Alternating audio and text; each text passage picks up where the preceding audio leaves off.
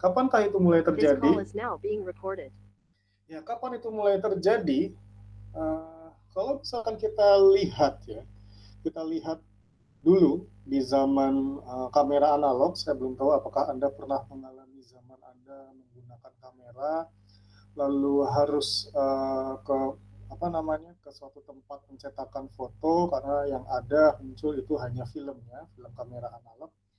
Lalu Anda cuci cetak di situ, tunggu waktu 2 atau 3 hari, itu nanti baru muncul fotonya. Kalau nggak salah di tahun 2000-an di awal itu juga masih seperti itu ya, masih ada sistem kamera analog ya, yang untuk proses cuci cetaknya itu berjalan sangat lambat ya, karena tidak bisa langsung dinikmati hasil foto kita, tapi kita harus ke tempat dulu, bayar dulu untuk cuci cetak foto, lalu istilahnya mengupload foto dan munculnya beberapa hari kemudian atau ya paling 1 atau 2 hari. Nah, itu butuh waktu yang sangat lama. Hasilnya juga tidak bisa kita tebak, jadi saat kita mengambil foto ya kita nggak bisa share hasilnya karena ya kita nggak tahu hasilnya seperti apa, karena kan yang disimpan adalah gambar atau citra yang berada di dalam roll kamera. Kita juga harus beli roll kameranya dulu, beli roll filmnya dulu, harganya juga ya tidak murah, sehingga kalau misalkan rollnya habis ya udah kita tidak bisa lagi melakukan proses foto. Itu pada awal tahun 2000-an, dan entah mengapa tiba-tiba semenjak munculnya kamera digital, semua yang terkait dengan kamera analog itu semakin tidak populer.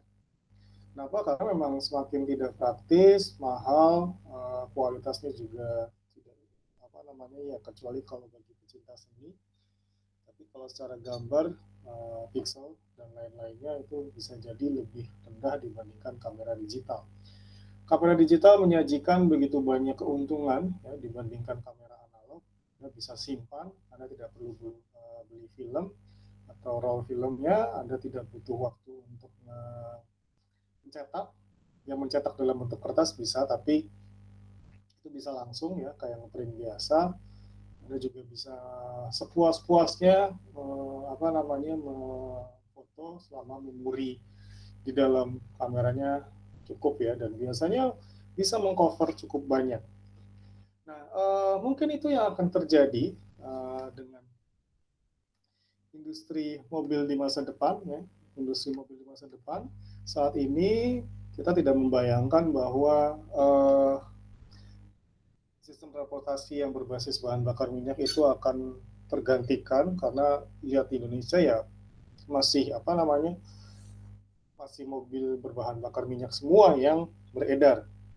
Tapi kita nggak tahu apakah 10 tahun ke depan atau 20 tahun ke depan hal yang terjadi masih seperti ini. Karena bisa jadi proses otomasi juga akan mulai merambah ke dunia mobil.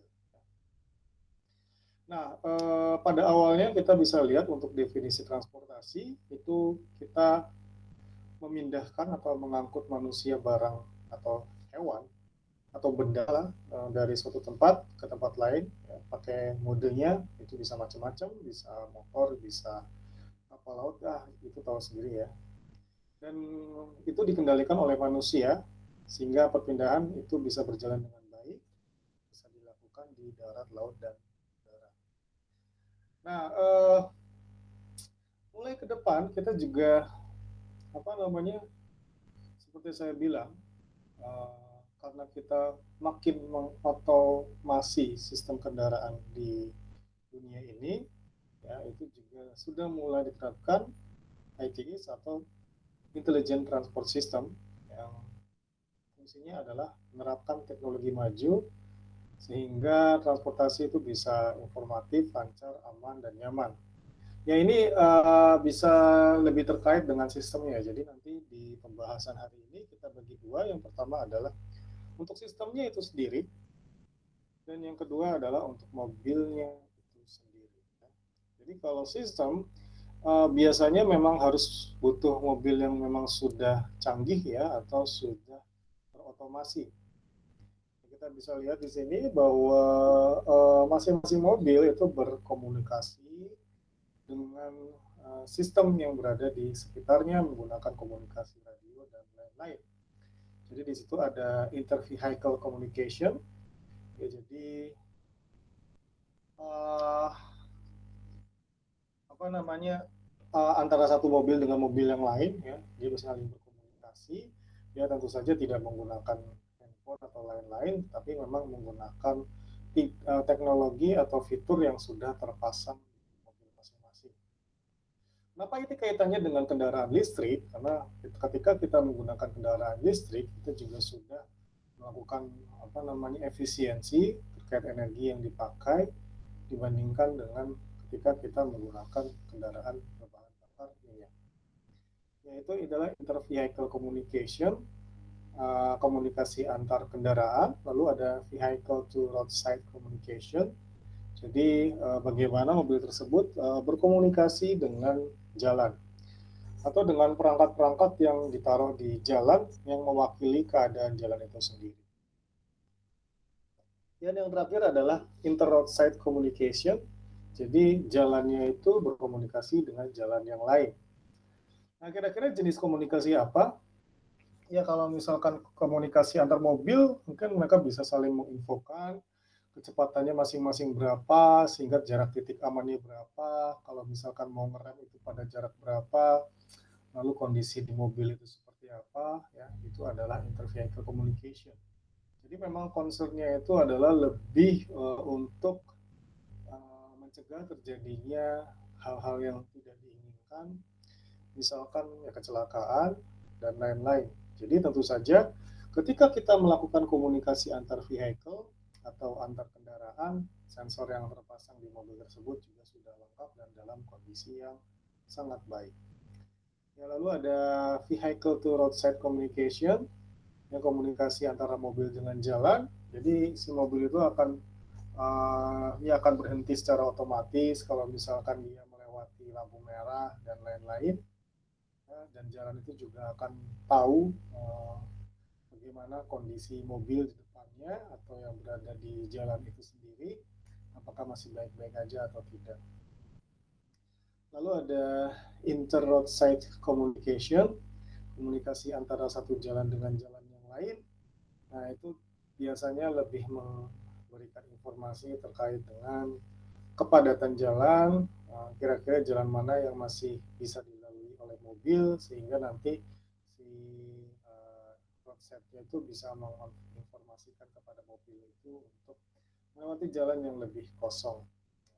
Jadi itu apa namanya teknologi informasi yang dimanfaatkan pada antar kendaraan, kendaraan dengan lalu lintas, dengan keadaan sekitar, dan juga antar lalu lintas. Nah, teknologi Intelligent Transportation System itu dia pakai berbagai teknologi maju, ya. Jadi biasanya itu berhubungan dengan sensor. Ya. Sensornya bisa mendeteksi kondisi jalan, apakah sudah terang atau gelap, apakah bergerigi atau tidak, kendaraan yang lain pada jarak berapa dia aman, dan juga posisinya juga tergantung dari apa yang mau dideteksi, apakah posisi dari kendaraan lain atau posisi dari persimpangan, posisi manusia atau makhluk, ya, dan banyak hal. Ya, jadi ITS itu dia masih informasi, ya, masih informasi terkait dengan ini apa, dengan sistem yang kita mau jadikan cara untuk berkomunikasi. Ya, ini tiba-tiba mati laptop saya.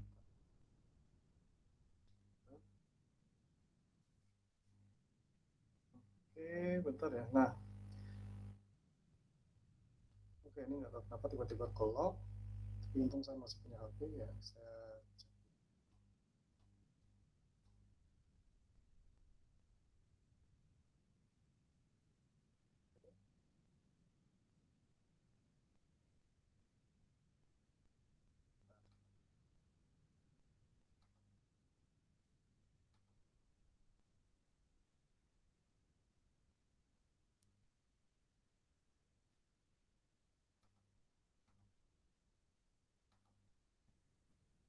Oke.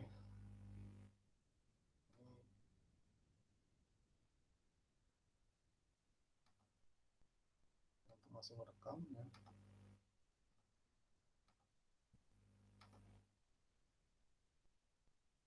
Ini ketekan yang kata saya taruh di sini.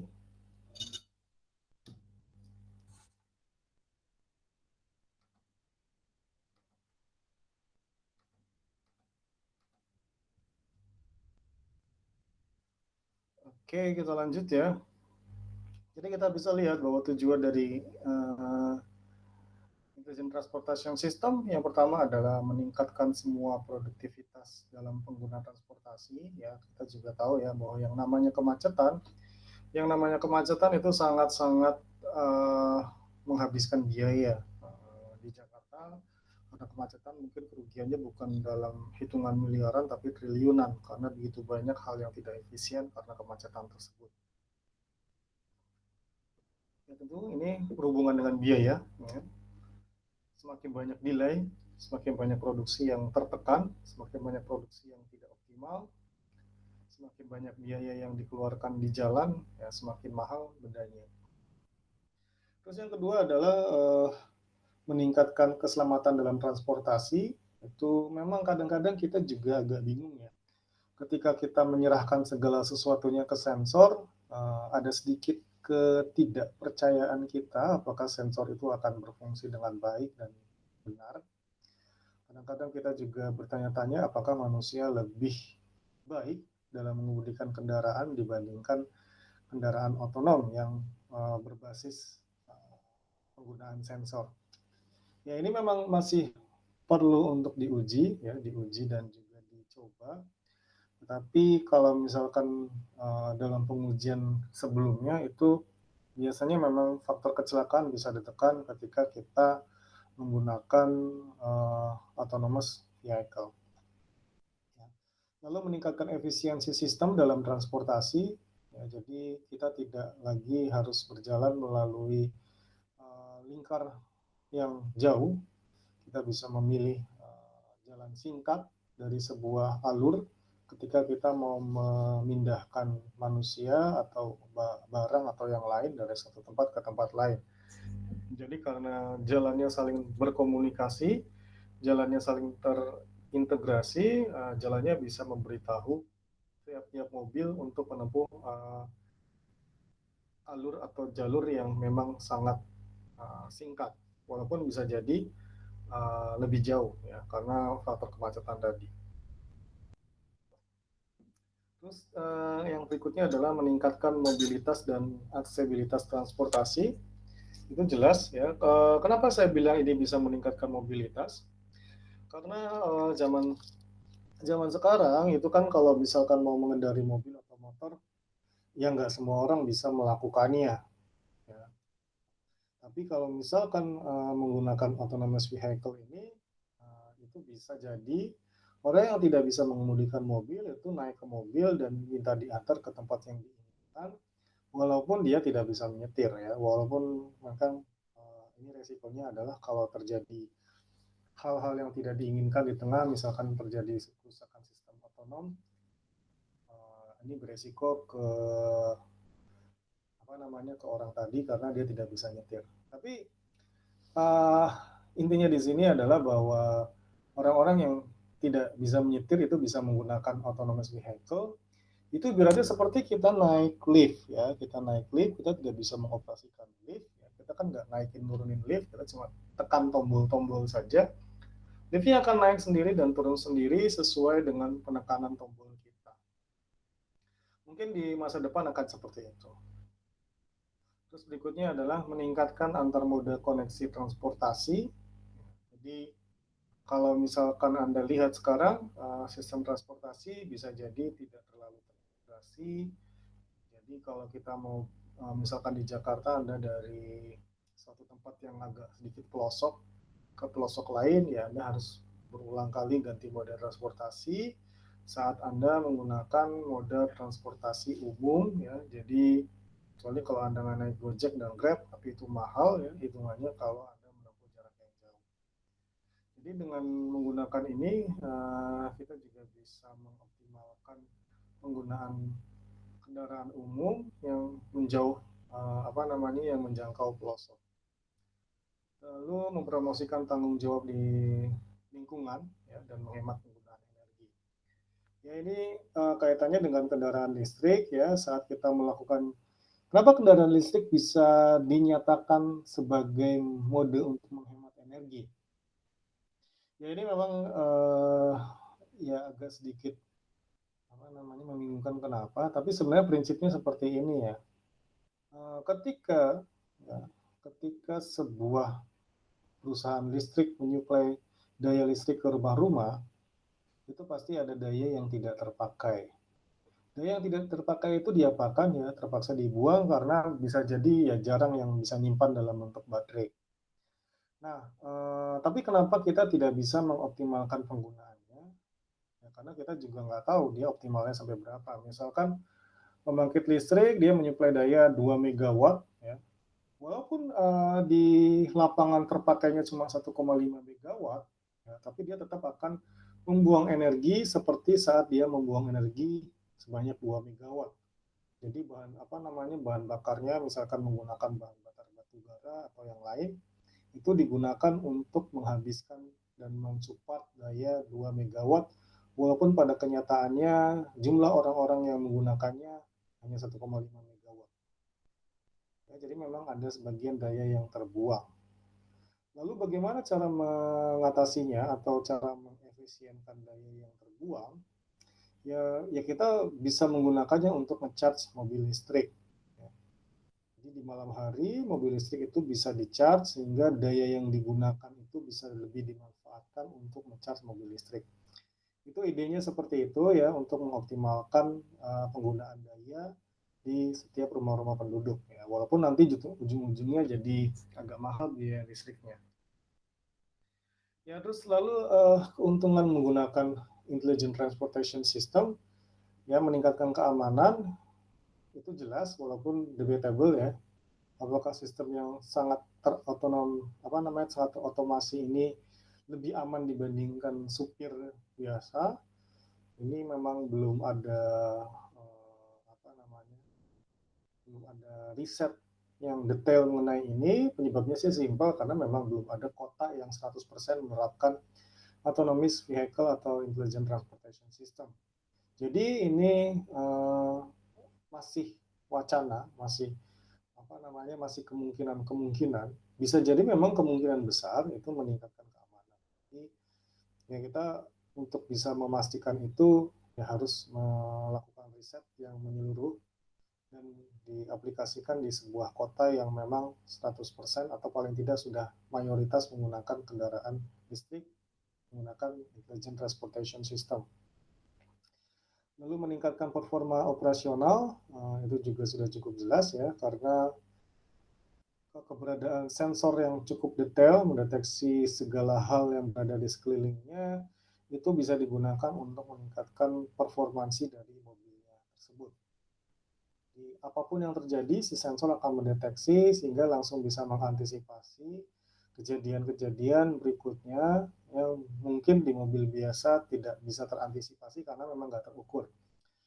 Sesuatu yang makin banyak pendeteksiannya, ya, semakin sadar diri, itu ya akan semakin bisa mengantisipasi kejadian-kejadian berikutnya.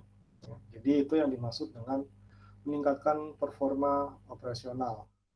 Terus meningkatkan mobilitas dan kenyamanan itu juga sudah cukup jelas ya. Tadi kan orang yang tidak mengendarai mobil karena nggak punya SIM atau memang nggak bisa, itu bisa ikut naik mobil tanpa ada orang yang bisa menyetir karena bisa dilakukan secara otonomis. Dan itu seperti kita naik lift. Kalau naik lift kan kita kayak ke lantai 1, ke lantai 2, ke lantai 3, itu ya tergantung penekanan tombol. Kalau di sini mungkin ya kita masuk ke mobil, kita perintahkan mobilnya jalan kemana, si mobilnya ya jalan ke tempat itu. Ya, terus memberikan environmental benefit. Nah, ini terkait dengan lingkungan. Ya, kita juga udah sama-sama tahu bahwa bahan bakar minyak itu menghasilkan bahan gas buangan yang mencemari lingkungan dari knalpotnya, dari lain-lain, dari mesinnya. Sementara kendaraan listrik itu ya tidak menghasilkan buangan dalam bentuk gas ya. Anda bisa bayangkan kalau Anda main radio control mobil itu kan juga tidak mengeluarkan asap ya, radio control atau mobil itu. Ya, memang seperti itu yang akan terjadi di saat kita menggunakan kendaraan listrik. Lalu selanjutnya meningkatkan produktivitas, pertumbuhan ekonomi, dan pertumbuhan karyawan. Ya, kalau pertumbuhan ekonomi jelas ya karena dengan adanya intelligent transportation system itu diharapkan mengurangi kemacetan, dan kalau kemacetannya berkurang itu income-nya akan semakin besar karena semakin efisien penggunaan income-nya, dan itu tentunya akan mewujudkan pertumbuhan ekonomi yang semakin bagus. Ya. Nah, ini untuk smart car. Jadi kalau tadi kita sudah bahas tentang intelligent transportation system, bagaimana semua informasi itu diberikan dari dan masing-masing car atau mobil ke lingkungan sekitar, dan lingkungan sekitar atau jalannya juga memberikan informasi ke yang lainnya. Nah, ini juga smart car atau apa namanya di sini itu juga bisa memberikan resolusi praktis untuk masalah parkir. Nah, ini juga apa namanya terkait dengan kondisi perparkiran ya. Kadang-kadang kondisi parkir itu tidak efisien karena apa? Karena ada begitu banyak mobil, ya, begitu banyak mobil yang berhenti. Kenapa berhenti? Karena ya dia menunggu si empunya itu beraktivitas di dalam suatu gedung ya. Padahal kalau dipikir-pikir itu bisa digunakan untuk hal lain. Ya, dan itu dengan menggunakan smart car ini kita bisa merancang ukuran dari mobil,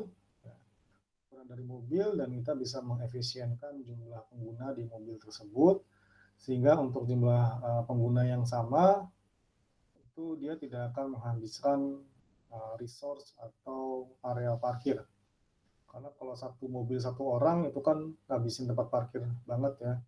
Kalau misalkan kita bisa merancang suatu kendaraan yang bisa dimuat oleh banyak orang, maka perhitungan parkir per orangnya akan lebih efisien. Ya, terus untuk teknologinya, ya, kalau dulu Anda suka nonton Knight Rider atau mobil pintar itu, kita juga bisa tahu bahwa mobil di masa depan itu bisa berbicara, ya.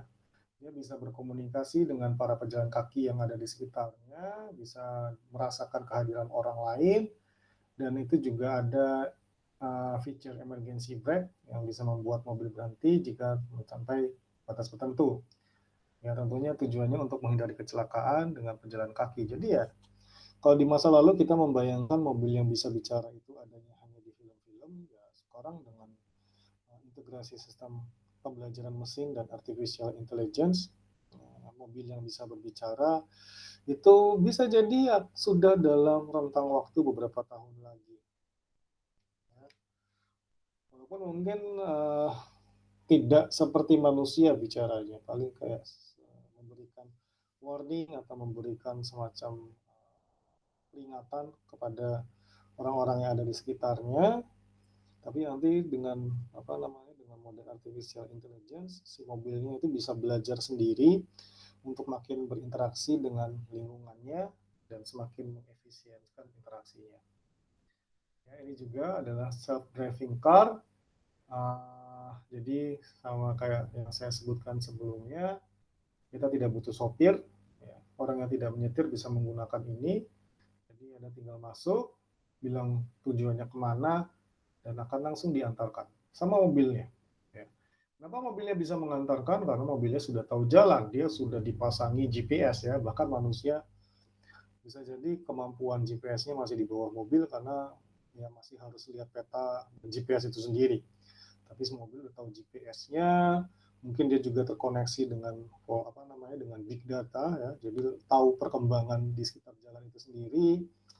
Semua sensornya sudah terintegrasi, ya, sensornya ada sensor lidar dan radar, jadi bisa mendeteksi apakah itu manusia, orang, mobil yang lain, kondisi jalan dan lain-lain. Malam, siang bisa dideteksi. Dan yang paling penting adalah mobilnya bisa belajar. Itu yang dimaksud dengan machine learning atau pembelajaran mesin. Jadi sebuah sistem atau robot atau mesin yang bisa belajar tanpa kita ngajarin. Kita cuma ngasih suatu algoritma untuk bisa membuat mobilnya belajar, lalu mobilnya akan semakin menggali-gali informasi yang berasal dari big data yang terkoneksi dengan internet dan menggunakan informasi tadi untuk belajar mandiri. Jadi kita tidak, kalau misalkan microcontroller atau PLC atau yang lain-lain kan itu bukan mesin yang bisa belajar karena uh, kita masukin programnya ke mobil dan programnya ke mikro atau PLC atau CNC atau yang lain, dan si PLC mikronya itu bekerja berdasarkan program kita. Dia tidak akan bisa mengembangkan pengetahuannya berdasarkan program yang kita buat. Dia hanya bisa melaksanakan apa yang relatif dengan program yang kita buat. Itu bukan mesin yang bisa belajar. Mesin yang bisa belajar itu pada prinsipnya adalah ketika kita ngasih algoritma ke mesin tersebut, si mesin itu akan terus mengolah informasi yang dia peroleh. Dan informasinya makin hari makin banyak, makin banyak, makin banyak. Jadi dia bisa belajar untuk mengolah informasinya itu sendiri untuk mengefisienkan performansinya. Jadi menggunakan machine learning bisa jadi pada tahun pertama dan tahun kedua performansi dari si mesin itu akan jauh berbeda. Ya. Kemarin di kuliah yang terkait dengan deep reinforcement learning, Anda juga akan mungkin bisa melihat ya si robot itu awalnya jalannya jatuh-jatuh karena informasi yang diterima masih sedikit. Semakin lama, semakin banyak informasi yang diterima, dia bisa jalan seperti manusia. Itu yang dimaksud dengan pembelajaran mesin. Jadi makin lama si mesinnya makin pintar. Kenapa makin pintar? Karena informasi yang dia terima makin banyak. Dan dia punya kemampuan mengolah informasi tersebut dan selalu membandingkannya dengan output yang diinginkan sehingga outputnya semakin efisien. Oke, nah ini adalah informasi lampu lalu lintas ya. Jadi smart car itu biasanya dilengkapi dengan fitur informasi, jadi dia bisa mengidentifikasi rambu lalu lintas dan situasi lalu lintas. Ini malah bisa jadi lebih efisien atau lebih bermoral dibandingkan manusia yang masih suka melanggar lampu lalu lintas. Karena terobos terus selama masih belum 5 detik ya. Itu adalah kebiasaan manusia yang bisa jadi tidak akan ditiru oleh si mesin, karena si mesin ini malah lebih strict. Begitu ada lampu merah dia berhenti, begitu ada hijau dia jalan. Ya justru yang membahayakan di sini adalah ketika kita menggabungkan atau di suatu kota itu masih hybrid, ada yang manusia yang mengendarai mobil, ada juga yang self driving atau mesin yang mengendarai. Itu kalau misalkan manusianya menyetir di belakang self driving car, terus melihat di depan baru 1 detik merahnya, bisa jadi dia beranggapan harusnya masih jalan. Padahal si autonomous car-nya itu sudah patuh langsung berhenti pada saat itu saja.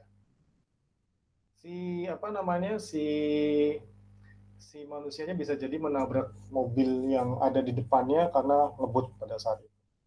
Jadi itu yang dimaksud dengan kita masih belum bisa mendefinisikan apakah lebih aman menggunakan autonomous vehicle atau tidak karena faktor hybrid tadi. Bisa jadi kalau 100% menggunakan autonomous vehicle atau smart car itu mulai lebih aman. Tapi begitu kita gabungin manusia sama mesin, ya mesinnya menuruti aturan, manusianya enggak, ya bisa jadi malah tidak aman.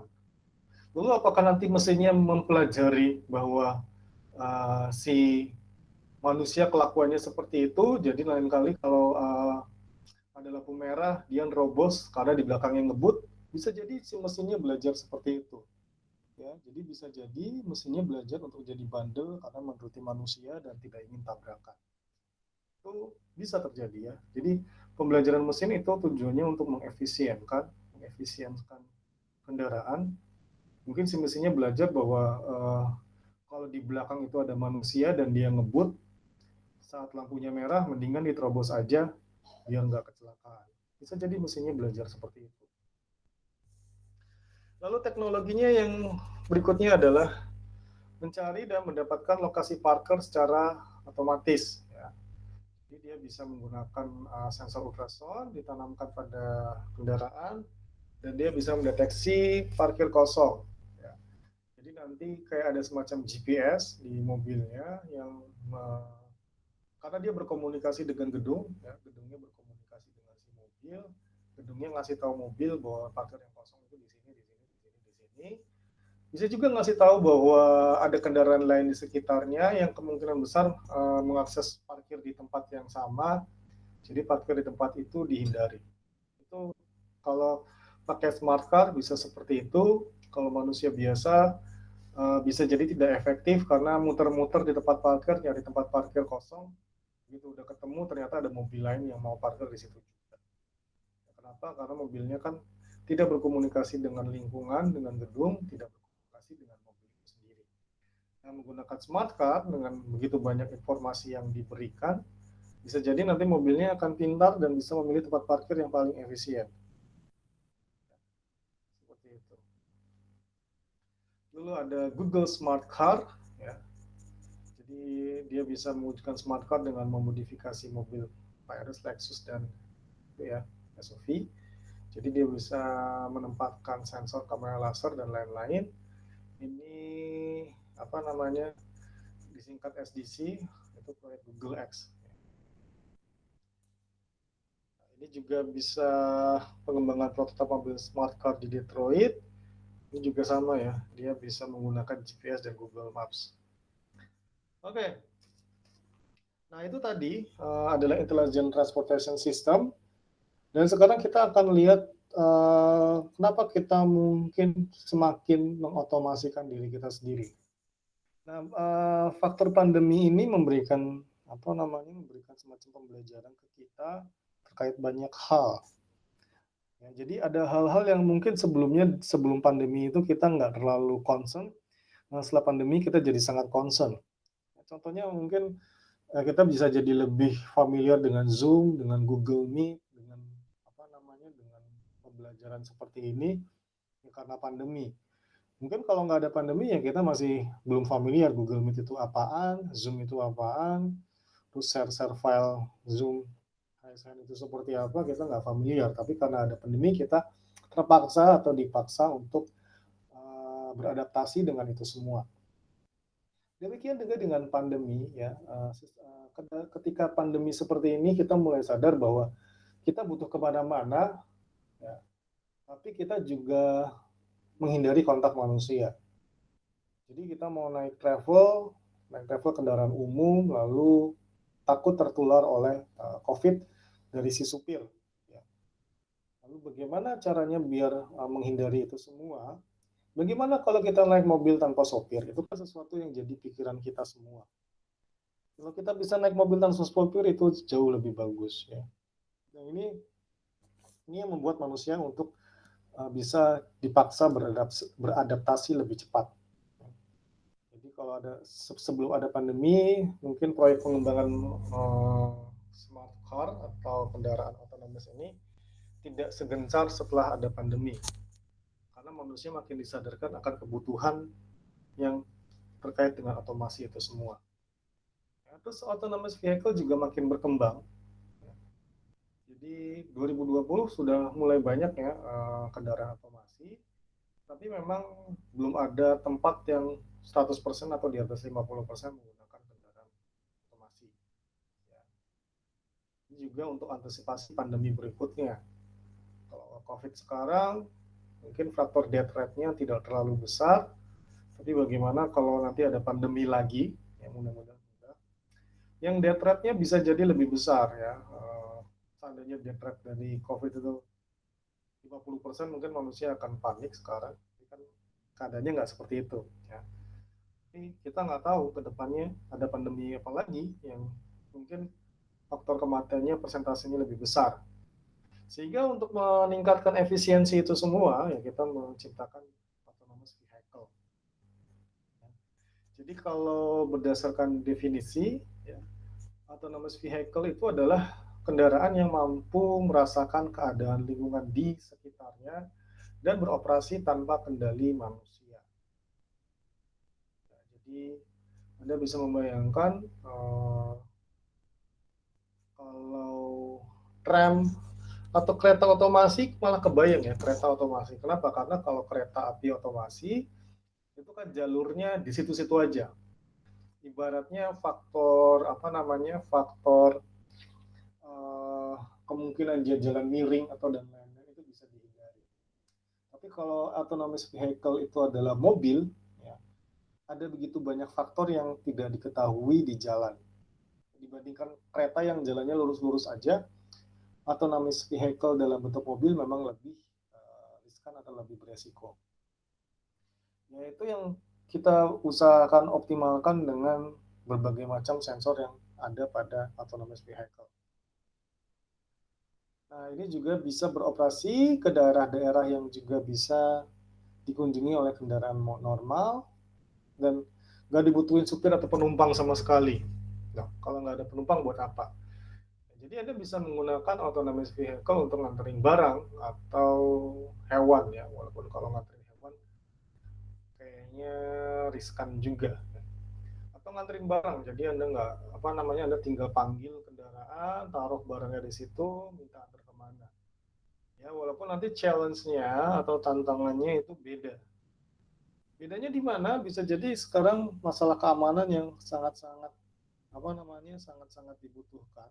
Kenapa sangat dibutuhkan faktor keamanan? Karena jangan sampai orangnya hilang diculik kalau kita mengantarkan orang. Bisa jadi misalkan anak kecil eh, apa namanya mau dikirim ke sekolah anak kecil ya orang tuanya sibuk, ya udah kalau gitu pakai kendaraan ini aja antar anaknya ke sekolah.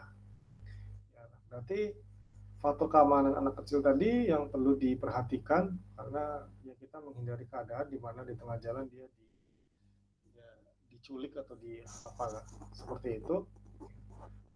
Jadi memang uh, pada saat kita menggunakan sistem otomasi untuk kendaraan ini yang perlu diperhatikan adalah faktor keamanan dari kendaraan itu sendiri. Nah, ini kita bisa lihat ya proyeksi perkembangan autonomous vehicle. Ini kita lihat aja untuk apa namanya untuk tahun 2021 ini masih 0,1%. 2022 ini juga masih 0,17%, ya masih sangat-sangat kecil. Tapi kita akan lihat bahwa tahun 2030 satu dari 8 mobil di dunia ini adalah kendaraan otonom. Itu adalah proyeksi. Mungkin 2040 udah 50%. Ya, artinya kendaraan otonomis itu sudah semakin bisa terlihat di jalan-jalan. Ya. Ini memang agak sedikit berbeda dengan apa ya, dengan kamera digital yang replace kamera analognya dalam hitungan 4 tahun atau 3 tahun. Untuk autonomous vehicle memang situasinya nggak sama seperti itu, karena memang proyek pengembangan teknologinya juga masih terus berkembang, dan ini memang lebih riskan ya, lebih riski. Orang harus berhati-hati, jangan sampai dengan adanya autonomous vehicle ini malah terjadi hal-hal yang lebih merugikan manusia di masa depan. Ya, kalau masalah sopir-sopir yang mungkin kehilangan pekerjaan, ya itu memang resiko dari perkembangan teknologi. Saat teknologi semakin berkembang, profesi-profesi yang dulunya populer bisa jadi akan semakin hilang, ya, semakin tidak dibutuhkan karena sudah terreplace dengan teknologi. Ya, misalkan kayak teller bank, sekarang orang lebih suka melakukan transaksi di bank itu menggunakan mobile phone atau menggunakan internet. Jadi memang perkembangan teknologi ada yang drastis, ada yang tidak. Yang drastis itu contohnya kamera tadi. Kalau autonomous vehicle ini memang lebih smooth karena kita ngelihat keadaan juga. Jadi untuk projected memang 2030 masih 12%, tapi udah ada. Ya, mungkin para sultan biasanya yang punya duluan. Ya, tapi memang banyak persyaratan juga terkait infrastrukturnya. Karena apa? Karena percuma juga kita punya autonomous vehicle, tapi infrastrukturnya tidak mendukung. Punya autonomous vehicle, jalannya rusak-rusak, terus sama aja kena macet. Nah, itu menjengkelkan. Nah, oke, sekarang kita akan berbicara untuk level otomasi pada kendaraan, ya. Jadi tidak seperti kamera tadi, sistem otomasi pada kendaraan itu juga tidak ujuk-ujuk langsung canggih ya. Jadi awalnya mungkin yang manual semuanya, lalu ada yang semakin canggih di bagian ininya, ada yang semakin canggih di bagian yang lain. Jadi nggak 0-1 ya. Untuk level 0 itu adalah no automation, itu nggak ada otomasi sama sekali. Kendaraan dioperasikan secara manual oleh pengemudi, seperti penyetiran, pengereman, dan lain-lain. Yaitu mobil saat ini yang jadul, ya itu mungkin seperti ini, jadi benar-benar tergantung pengemudi, nyetir, ngerem, dan lain-lain. Lalu ada level 1 atau driver assistance, yaitu ada satu sistem otomasi yang membantu pengemudi. Jadi misalkan ada sistem otomasi yang membantu pada saat proses penyetiran atau proses pengegasan, namun enggak keduanya. Jadi saat menyetir mungkin dia ada sensor yang dipasang sehingga dia nggak bisa nggak bisa belok secepat itu atau sedrastis itu. Juga saat pengegasan itu tidak langsung menuju ke nilai yang tinggi, tetapi mungkin smoothing dulu.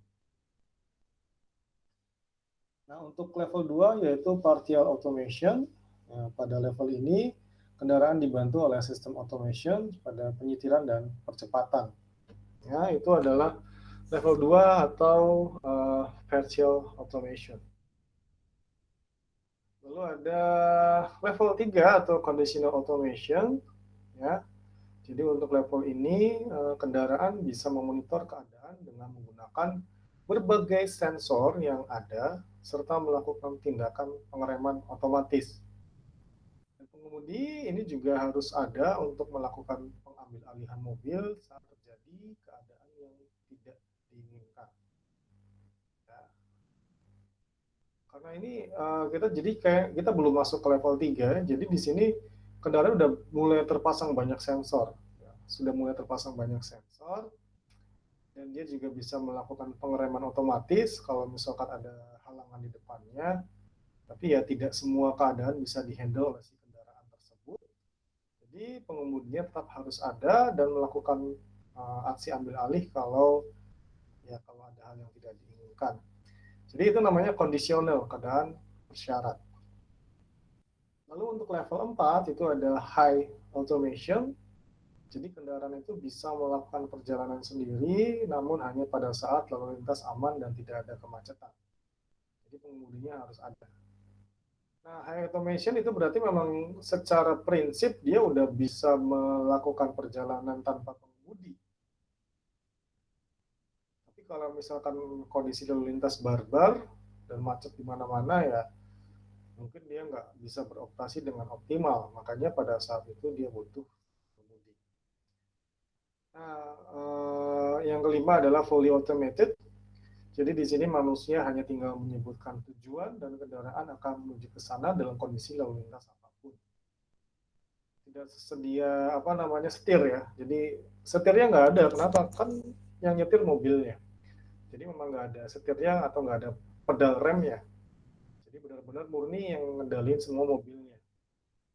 Ya, kalau misalkan kita naik mobil ini memang kita merasa khawatir ya. Lalu gimana kalau sensornya rusak atau kehabisan chargingan atau apa, tiba-tiba berhenti di tengah jalan lalu kelok, ya itu adalah faktor ketidaknyamanan manusia ketika menerima teknologi baru.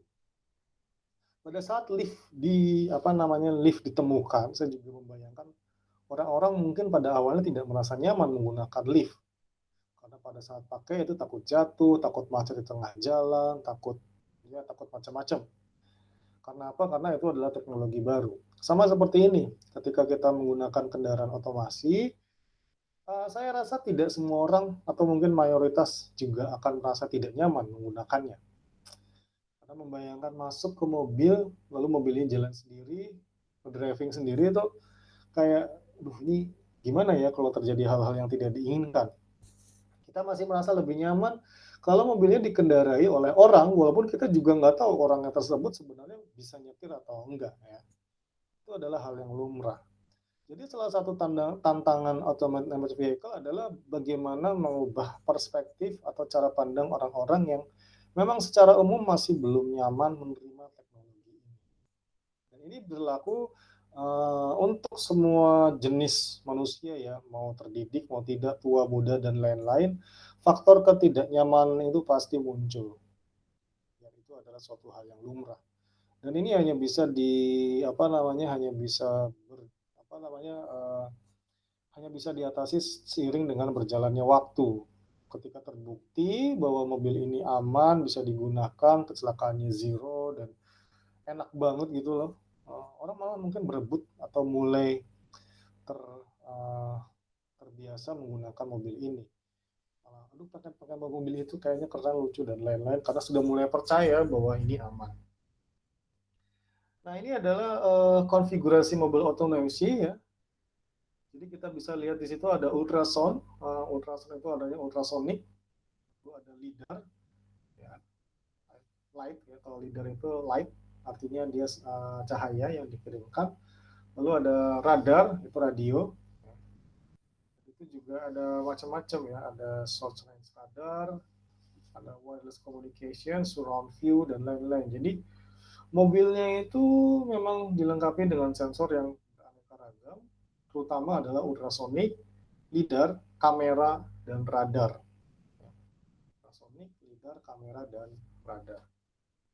Ini Anda bisa lihat untuk untuk sensor yang digunakan. Ini radar sensor, radio, ada lidar, light. Jadi radar sama lidar itu mirip, cuma kalau radar itu dia menggunakan media gelombang radio, kalau lidar itu menggunakan light. Ya. Kalau kamera itu juga dia berdasarkan citra yang diterima oleh perangkat tersebut. Ini sensor yang digunakan. Oke, kita akan lihat untuk penggunaan masing-masing sensor ya. Sensor kamera itu diletakkan di posisi yang memungkinkan pengawasan 360 derajat. Ini yang harus kita perhatikan, jangan sampai dia tidak memonitor atau melihat keadaan sekeliling dengan penuh. Jadi memang harus dimonitor benar-benar atas bawah, depan, belakang, bawah, ya, dan lain-lain. Dan fungsinya adalah memberikan gambaran lalu lintas di sekitarnya.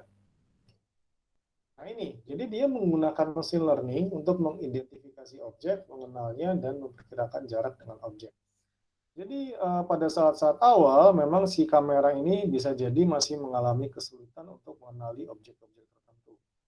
Tapi semakin dia panjang jam terbangnya, ibaratnya seperti itu, maka dia akan mulai canggih untuk mendeteksi benda-benda yang ada di sekelilingnya. Ya. Jadi dia butuh proses belajar untuk mengenali objek di sekitarnya yang biasa dia lalui. Nah itu penggunaan mesin learning ya. Jadi dia bisa tahu, kalau di depan jalannya bergerigi, tapi geriginya karakteristiknya seperti itu, dan B jalannya agak lubang-lubang, tapi karakteristiknya seperti yang lain, si kamera itu akan bisa memberikan informasi bagaimana mobilnya itu harus jalan pelan-pelan, pelan-pelan kayak gimana, pelan-pelan agak slip dikit, terus roda kanan sedikit lebih cepat daripada roda kiri, ya nggak tahu ya, itu bisa diatur semua. Nah itu adalah sensor kamera. Kelemahannya pada kondisi cuaca hujan atau berkabut itu nggak bisa berfungsi optimal ya, sama seperti mata manusia. Kalau banyak kabutnya ya dia nggak bisa melihat apa-apa. Itu adalah sesuatu hal yang memang kelemahan dari sensor kamera. Dia sangat-sangat tergantung dengan kondisi cuaca di sekitar. Kalau malam bisa jadi efektivitasnya juga berkurang dibandingkan siang. Kenapa? Karena faktor cahaya tadi. Kalau cahayanya kurang, si kamera bisa jadi tidak terlalu tidak terlalu akurat dalam mendeteksi sebuah benda. Itu adalah sensor kamera. Jadi jangan kaget kalau misalkan suatu 10 tahun lagi atau Anda beli mobil ada kameranya. Ya, bisa jadi Anda tidak sengaja membeli mobil otomatis. Lalu ada juga sensor radar. Ya. Jadi untuk radar ini dia mengirimkan sinyal radio dan memperkirakan jarak dengan objek. Jadi si mobil itu dia akan memperkirakan jarak dengan objek, jadi dia bisa tahu, oh kalau misalkan jaraknya sekian, kecepatannya harus sekian. Itu sudah si mobil yang mikirin. Manusia tinggal tidur aja. Dia menggunakan dua jenis radar, short range, nah, itu frekuensi sekitar 24 GHz, dan long range itu sekitar 77 GHz. Dan kelebihannya, itu dia bisa berfungsi di cuaca yang kurang baik. Kenapa seperti itu? Karena Anda juga tahu bahwa mau cuacanya berkabut, malam, dan lain-lain, yang namanya radio, ya tetap aja dia bisa menghasilkan atau mengirimkan sinyalnya. Radio kan tidak tergantung dari gelap terang atau pengaruh cahaya citra ya. Nah, jadi bisa dibilang bahwa kelebihan sensor radar ini dia bisa berfungsi di cuaca yang kurang baik, di cuaca yang GJ yang berkabut itu dia masih bisa berfungsi. Nah, kelemahannya adalah akurasi itu juga kurang untuk mengenali objek. Ya, kenapa? Karena kalau kamera itu citra ya, bisa jadi citra memang lebih akurat dibandingkan dengan radar. Ya, karena apa? Kalau citra dia bisa tahu bedanya kucing sama anjing misalkan pada saat dia mengirimkan gambarnya, si mobil bisa belajar. Tapi kalau radar dia mengirimkan sinyal kena kucing, dia balik sinyalnya sama kena anjing, itu bisa jadi si radar agak susah membedakan ini kucing atau anjing ya, pada saat dia berusaha untuk mengenali objek. Nah, proses scanning juga secara horizontal bermasalah ya, saat berkendaraan di bawah jembatan atau tanda lalu lintas. Kenapa seperti itu? Karena dia kan komunikasi dengan bagian utara ya, bagian utara, dan kalau misalkan dia kehalangan dia akan bermasalah. Lalu ada, untuk mengatasi itu semua kita menggunakan sensor lidar. Jadi kalau radar itu pakai radio, tapi kalau lidar itu dia menggunakan sinar laser, ya, dia menggunakan sinar laser, dan kelebihannya dia mampu merekonstruksi objek 3 dimensi dengan baik dan mudah mengenali objek. Itu jelas karena dia pakai sinar laser yang lebih akurat untuk mengirim atau menerima data. Ya, karena dia citra, sifatnya kalau sesuatu yang citra biasanya memang lebih akurat. Dan dia juga bisa memetakan kondisi sekeliling sebesar 360 derajat. Jadi tidak masalah kalau terhalang jembatan dan lain-lain. Cuma kelemahannya adalah dia harganya sangat mahal dan bisa jadi terganggu oleh cuaca yang buruk. Sehingga nggak mengherankan kalau misalkan Anda lihat di sini, kenapa kita banyak banget pakai sensor di sini ya. Sensor ada ultrasonic, ada lidar, ada kamera, ada radar. Itu karena kita menggunakan prinsip sensor fusion ya. Kita berusaha menggabungkan kelebihan-kelebihan dari masing-masing sensor untuk mengatasi kekurangan dari sensor yang lain. Jadi kalau misalkan ditanya sensor mana yang bagus, ya semuanya punya kelebihan dan kekurangan, dan kita berusaha untuk mengoptimalkan kelebihan dengan cara menggunakan semua sensor yang ada, dan kita pakai data yang akurat saja. Nah, ini terus ya ini adalah sensor fusion tadi ya. Jadi dia mengandalkan sensor, aktuator, algoritma, dan machine learning, dan dia juga akan melakukan mapping pada kondisi sekitar, dan dia bisa menerjemahkan dan memproses setiap informasi dari sensor untuk memberikan instruksi ke aktuator, bisa pengereman, penyetiran, akselerasi, atau jalan terus, belok kiri dan lain-lain. Jadi dia menggunakan berbagai sensor dan algoritmanya machine learning. Jadi sensor itu jadi sarana untuk menjembatani si mobil dengan keadaan sekeliling, dan si mobil itu terus belajar menggunakan algoritma machine learning berdasarkan masukan-masukan data yang banyak dari sensor yang berbeda-beda tadi. Jadi itu yang dinamakan machine learning. Si mobil itu terus berjalan, semakin jauh dia berjalan, dia semakin banyak belajar, semakin canggih, dan semakin arah. Ya.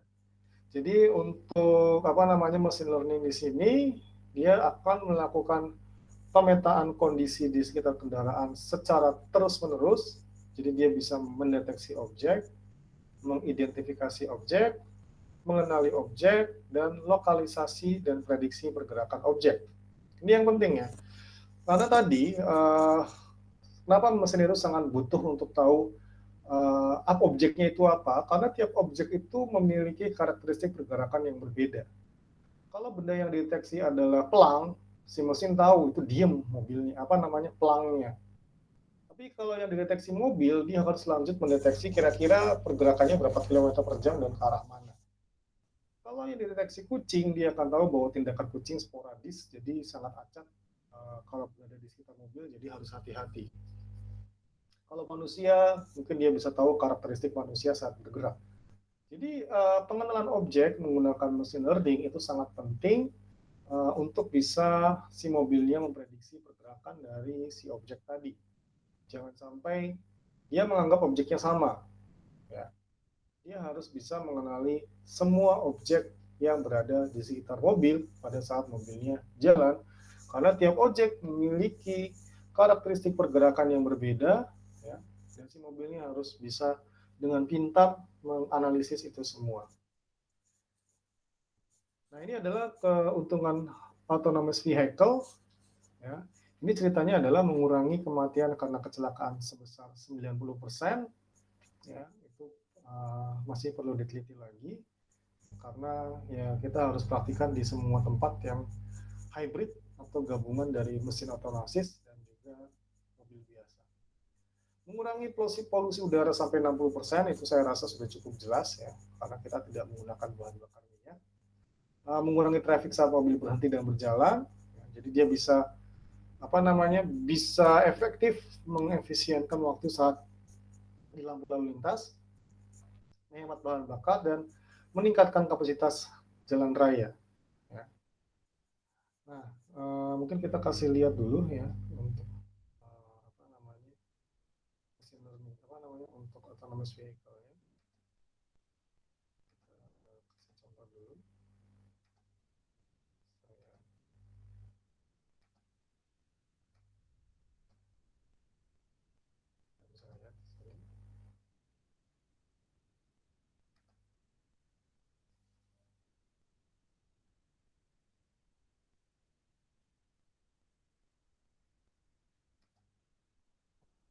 Nanti saya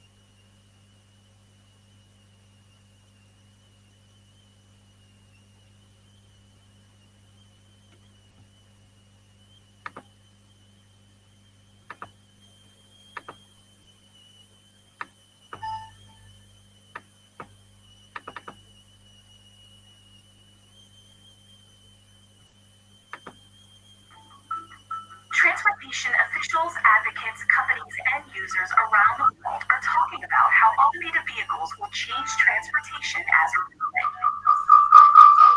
Automated vehicles. There are two types of automated vehicles: autonomous vehicles, or AV, and connected automated vehicles, or CAV. An autonomous vehicle is a vehicle that relies entirely on its own on-board sensor for exercising vehicle control functions and maintaining situational awareness. A connected automated vehicle is an automated vehicle that has capability that allow it to be aware of other equipped vehicles in their immediate vicinity. It is also aware of the specific features of the surrounding infrastructure, such as intersections and curves. There are quite a few advantages to automated technologies. Safety. Driver actions account for more than 90% of motor vehicle crashes nationwide. Automated technologies minimize and can potentially remove human error behind the wheel, resulting in fewer crashes and fatalities. Mobility. automated vehicle technology could result in greater efficiency and a dramatic reduction in congestion without the need for capacity. In Pennsylvania, congestion results in more than 264 million hours of delay each year. Land use.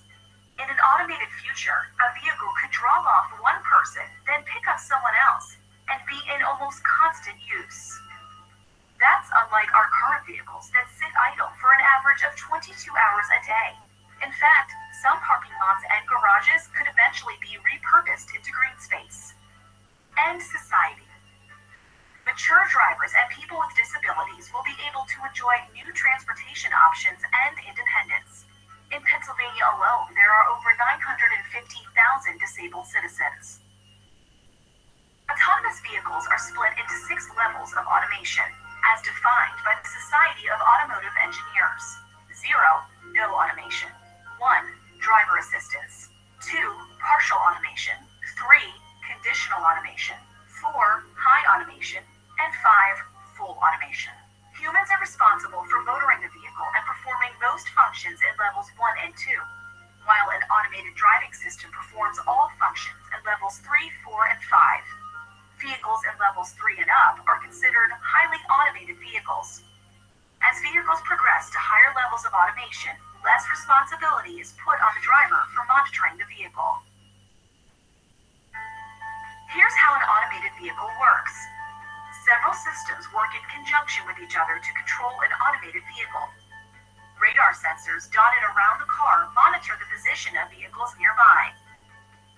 Video cameras detect traffic lights, read road signs, and keep track of other vehicles, while also looking out for pedestrians and other obstacles. Light detection and ranging sensors, that is, LiDAR sensors, help to detect the edges of roads and identify lane markings by bouncing pulses of light off the car's surroundings.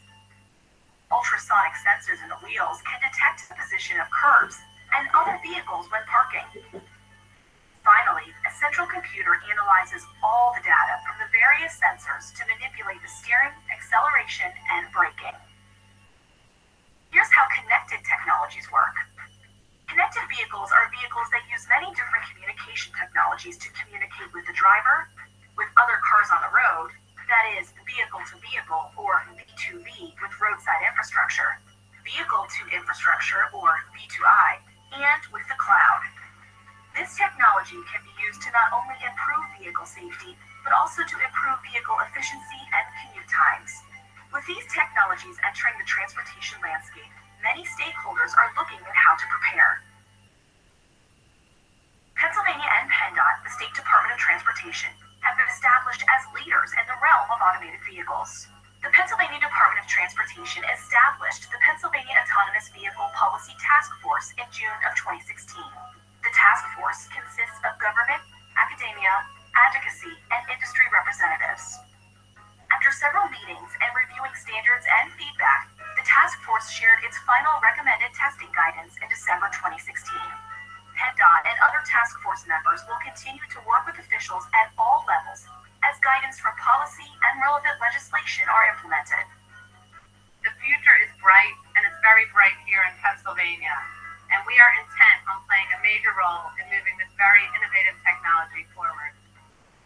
These technologies will impact mobility not just in Pennsylvania, but also across the globe. We all have a role in preparing our communities for these monumental developments, and we welcome you to join us for this world-changing transportation evolution.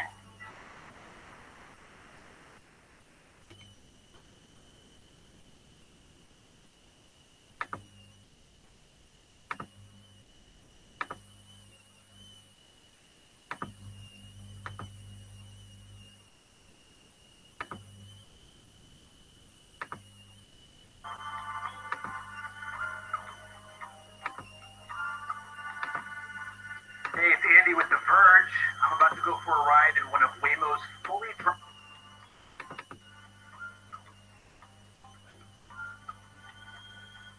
Hey, it's Andy with The Verge. I'm about to go for a ride in one of Waymo's fully driverless cars here in Phoenix, Arizona. As you can see, there's no driver in the front. I'm not nervous. Are you nervous? I'm not nervous.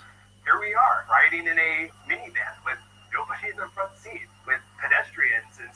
Waymos and other vehicles out on a public road. It's a surreal experience.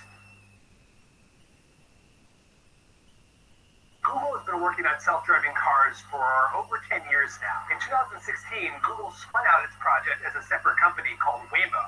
And since then, it's been testing hundreds of vehicles here in Arizona, mostly for an Uber-like ride-hailing service called Waymo One. A few years ago, I had the chance to ride in one of Waymo's driverless vehicles, but it was on a private and closed course. And since then, most of the trips that Waymo does in its autonomous vehicles, including the one that we took last year, have trained safety drivers in the front seat. Until now. Good morning, Waymo rider. Our destination is Baby K's Cajun Kitchen. They've asked me to start the ride, so let's do that.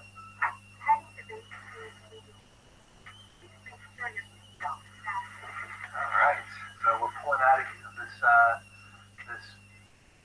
parking lot right now and onto public road. Oh, there's another Waymo car. As you can see, we're in Waymo Central here. They just waved to us. I don't think they knew that maybe there was maybe in the front seat there. And then we just made a right-hand turn and changed lanes into the center lane. Very natural. So here we come some construction right here, which is very challenging for self-driving cars, and it kind of handled it with really no problem at all. It slowed down a little bit. Now it's changing lanes. And just kind of breezed past that construction site there as if, it was being driven by a human, quite honestly. And this is our destination. Nothing really eventful to speak of. Now it's coming back right now, and we're going to take it for a ride back to where we came from, which is the watershed. Waymo was nice enough to let us choose the pickup spot and the destination for where we're going. We had to vet it with them first, but still, it's nice to know that there's a little bit of dynamic decision-making going on here with this car. I'll get the first speed line. All our stuff is still here.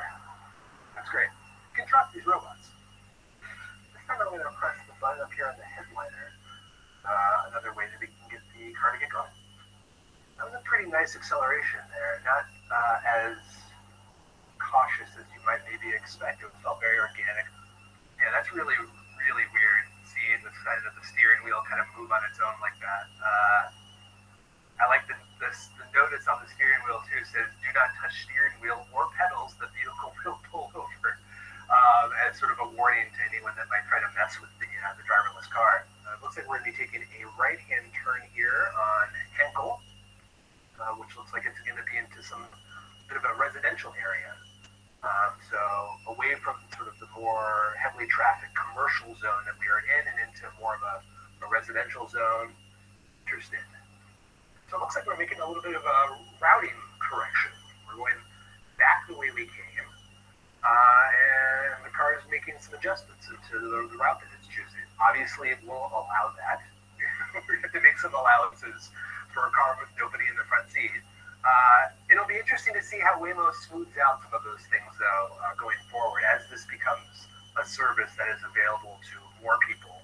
And it looks like we're going to be turning into the left turning lane as we approach our destination.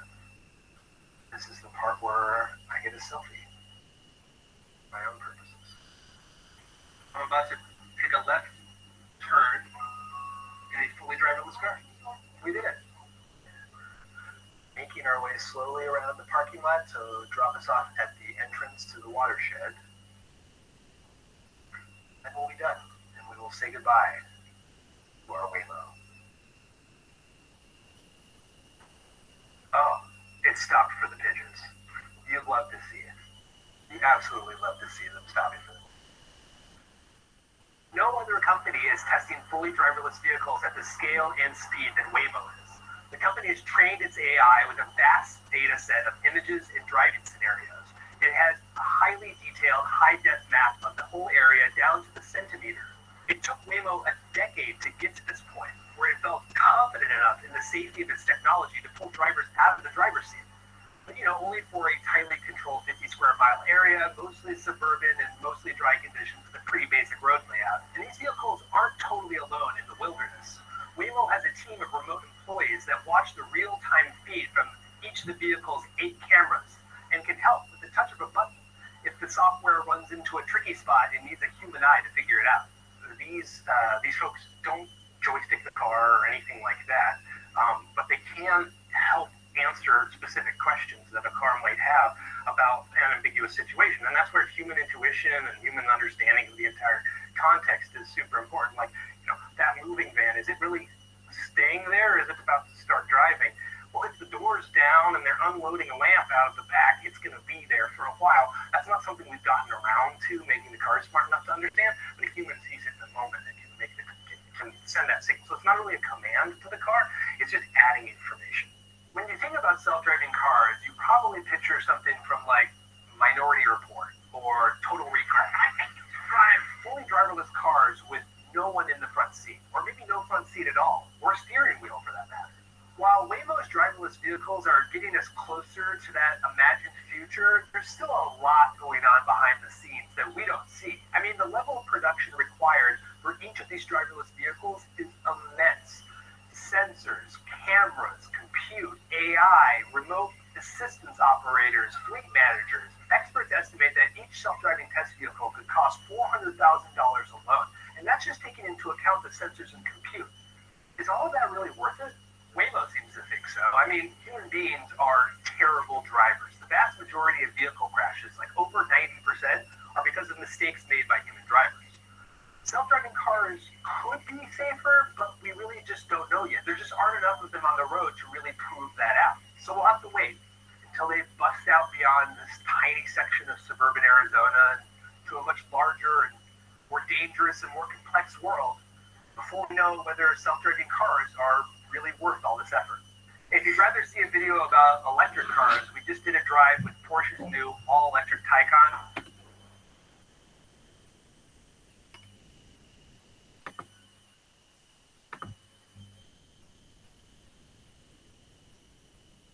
Ya, jadi itu ya, Anda bisa lihat bahwa untuk sistem autonomous vehicle itu secara umum memang masih in progress. Artinya kita masih bisa memastikan apakah memang benar-benar aman atau tidak. Dan saat kita mau menerapkannya di negara kita, kayaknya memang masih butuh waktu, tapi bisa jadi ini akan berjalan lebih cepat daripada apa yang diperkirakan. Ya, karena perkembangan mobil listrik juga sudah semakin canggih. Bisa jadi kalau kita tidak terlalu cepat mengantisipasinya, kita akan ketinggalan. Nah, itu jadi kita akan lihat permasalahan ini ya, untuk autonomous vehicle ke depannya. Jadi selain harga lidar yang masih mahal, juga masih perlu diteliti penggunaan lidar yang banyak di saat bersamaan. Apakah nanti akan terjadi interferensi, apakah range frekuensinya cukup ya. Jadi Anda akan tahu bahwa saat Anda menembakkan sinar laser kemanapun, kita kan nggak tahu menembakkan siapa aja. Kalau dari kendaraan yang banyak menembakkan ke objek yang sama, apakah nanti akan terjadi interferensi gabungan dari sensor lidar tersebut yang masuk ke tempat kita atau tidak. Apakah range frekuensinya cukup untuk mencakup semua kendaraan? Lalu juga ada kondisi cuaca yang beraneka ragam, karena kita juga harus pastikan ya, namanya cuaca yang berubah itu tentu saja akan mempengaruhi performansi sensor.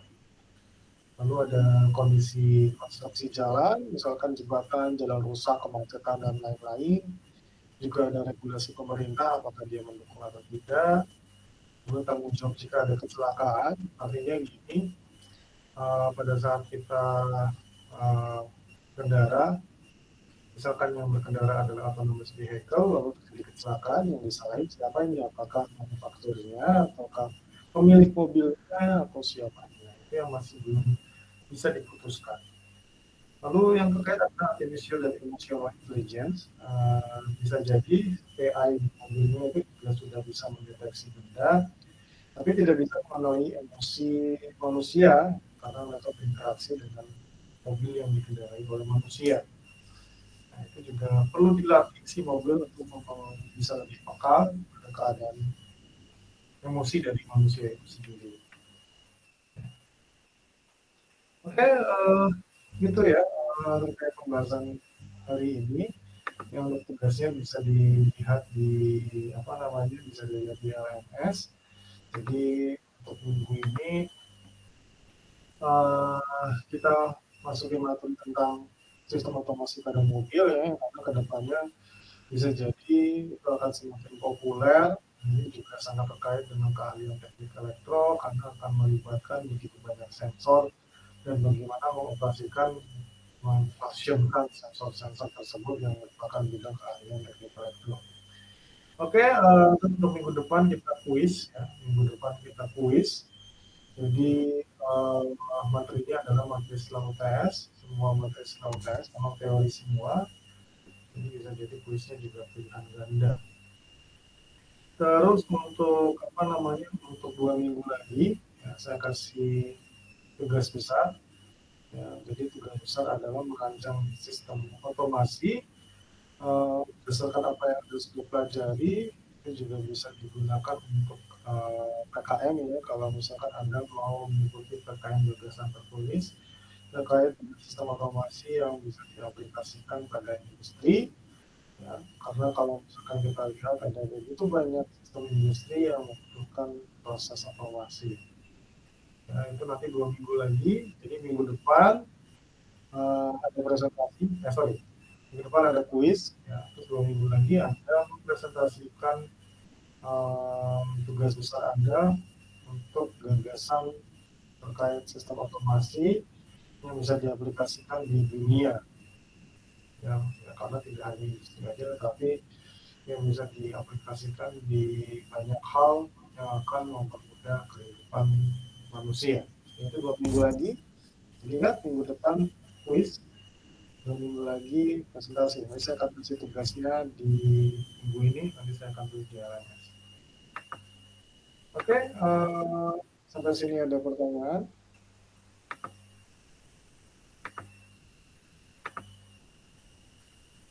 Oh, ada pertanyaan? Belum Pak, sepertinya. Belum Pak. Ya, jadi ingat ya, kita kasih tahu minggu depan presentasi, minggu depan kuis, dan 2 minggu lagi presentasi terkait tugas rancangan sistem otomasi pada satu hal yang Anda rasa butuh ditingkatkan. Oke, kalau tidak ada pertanyaan, cukup sekian pertemuan hari ini. Assalamualaikum warahmatullahi wabarakatuh.